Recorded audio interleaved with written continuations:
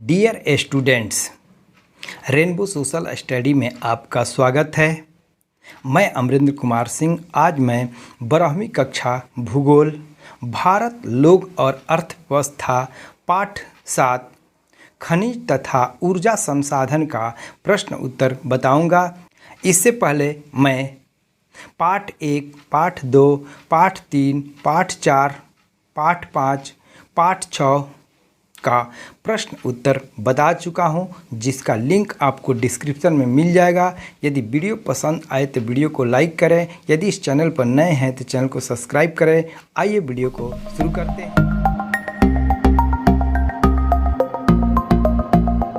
नीचे दिए गए 4 विकल्पों में से सही उत्तर को चुनिए।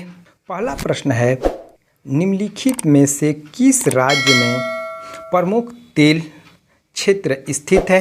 क आंसर सही होगा असम। दूसरा प्रश्न है, निम्नलिखित में से किस स्थान पर पहला परमाणु ऊर्जा स्टेशन स्थापित किया गया था? इसका घ आंसर सही होगा तारापुर। तीसरा प्रश्न है, निम्नलिखित में से कौन सा खनिज भूरा हीरा के नाम से जाना जाता है? ख आंसर सही होगा लिग्नाइट। लिग्नाइट कोयला को भूरा हीरा के नाम से जाना जाता है। चौथा प्रश्न है, निम्नलिखित में से कौन सा ऊर्जा का अनवीकरणीय स्रोत है? ग आंसर सही होगा ताप। दूसरा प्रश्न है, निम्नलिखित प्रश्नों का उत्तर लगभग 30 शब्दों में दें। पहला प्रश्न है, भारत में उर्वरक के वितरण का विवरण दें। इसका उत्तर देख लेते हैं।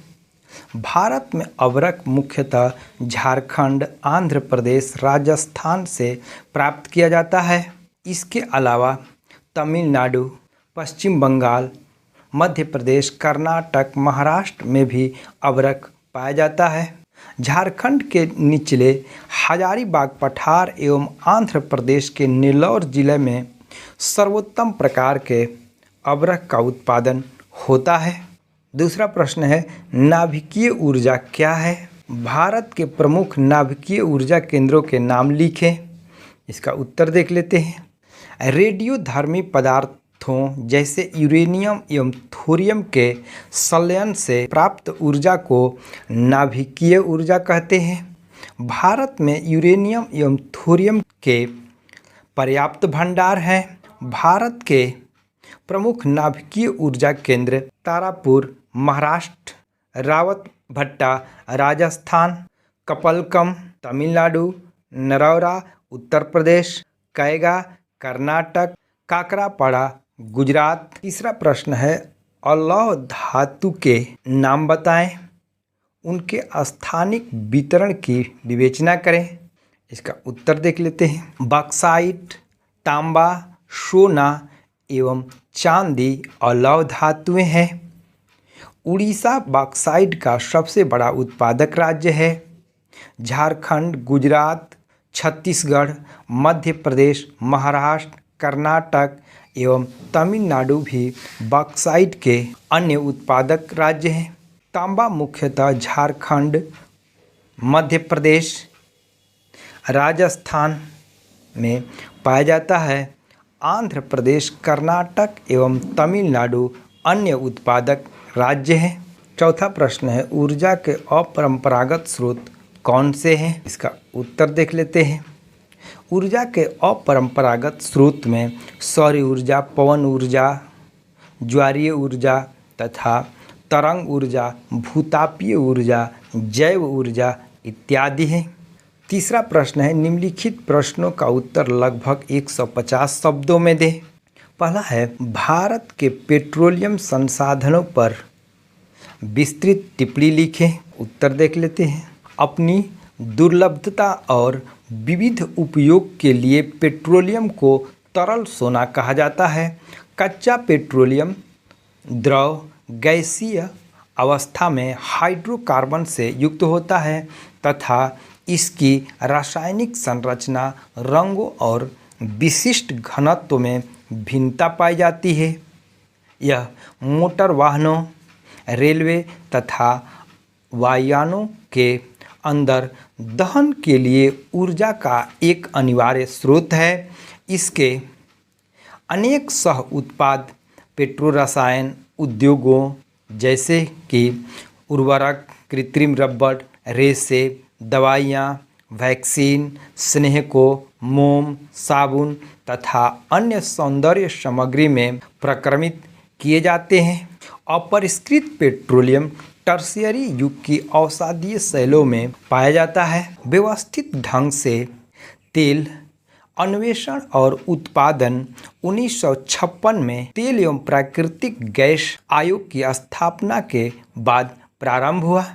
तब तक असम में डिगबोई एकमात्र तेल उत्पादक क्षेत्र था और हाल ही के वर्षों में देश के दूरस्थ पश्चिमी तथा पूर्वी तटों पर नए तेल निक्षेप पाए गए हैं। असम में डिगबोई, नहरकटिया तथा मोरान महत्वपूर्ण तेल उत्पादक क्षेत्र हैं। गुजरात में प्रमुख तेल क्षेत्र अंकलेश्वर, कालोल, मेहसाणा, नवागाम, कोसांबा तथा लुनोज है। मुंबई हाई जो प्रमुख नगर से 160 किलोमीटर दूर अपतटीय क्षेत्र में पड़ता है, को 1973 में खोजा गया था और वहां 1976 में उत्पादन प्रारंभ हो गया और तेल एवं प्राकृतिक गैस को पूर्वी तट पर कृष्णा, गोदावरी तथा कावेरी बेसिन में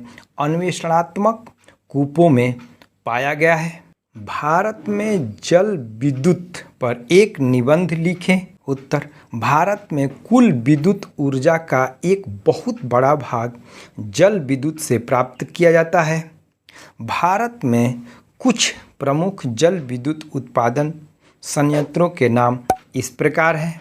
भाखड़ा नांगल जल विद्युत परियोजना पंजाब सतलज नदी पर है। रिहंद जल विद्युत शक्ति गृह उत्तर प्रदेश में रिहंद नदी पर है। तीसरा है पेरियार जल विद्युत केंद्र तमिलनाडु पेरियार नदी पर है।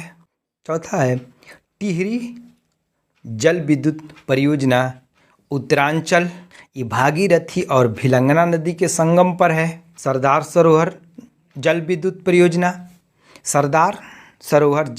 परियोजना नर्मदा नदी पर है। नफ्ता झकड़ी जल विद्युत परियोजना डलहौजी हिमाचल प्रदेश आदि।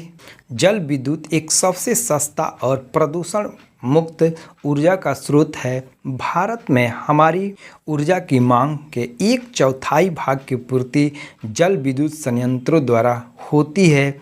जल विद्युत उत्पादन करने के लिए नदियों को रोककर बड़े जलाशयों में जल एकत्र करने के लिए ऊंचे बांध बनाए जाते हैं। इन जलाशयों में जल संचित होता रहता है, जिसके फलस्वरूप उनमें भरे जल का तल ऊंचा हो जाता है।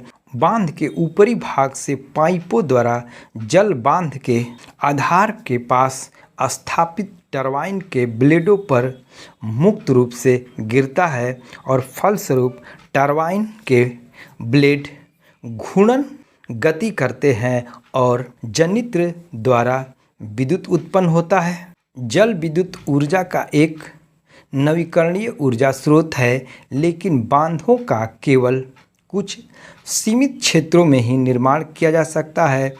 इनके लिए पर्वतीय क्षेत्र कुछ अच्छे माने जाते हैं। बांधों के निर्माण में बहुत सी कृषि योग्य भूमि तथा मानव आवास डूबने के कारण नष्ट हो जाते हैं। बांध के जल में डूबने के कारण बड़े बड़े पारिस्थितिकी तंत्र नष्ट हो जाते हैं। भागीरथी और भिलंगना नदी के संगम पर टिहरी बांध के निर्माण तथा नर्मदा नदी पर सरदार सरोवर बांध के निर्माण की परियोजनाओं का विरोध इसी प्रकार की समस्याओं के कारण ही हुआ था। यदि वीडियो पसंद आए तो वीडियो को लाइक करें। यदि इस चैनल पर नए हैं तो चैनल को सब्सक्राइब करें। पुनः मिलते हैं अगले वीडियो में।